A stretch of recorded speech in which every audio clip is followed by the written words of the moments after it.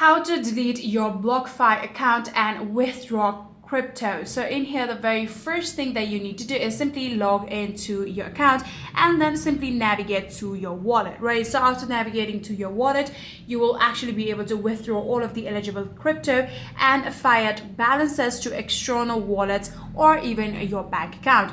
So after doing that, after ensuring any outstanding recruiting distribution steps are completed, if applicable, what you're going to do now is submit a formal account closure request to get via your BlockFi help center.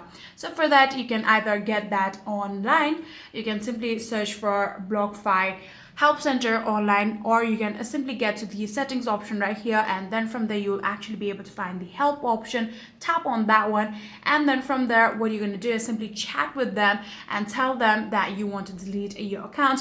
Then they will give you the prompt on how you'll be able to do it. All you need to do is simply follow all of that process, and just like that you'll be able to delete your BlockFi account and withdraw all of your crypto. So yeah, that is it. If you guys do have any further queries, please let me know in the comment section down below.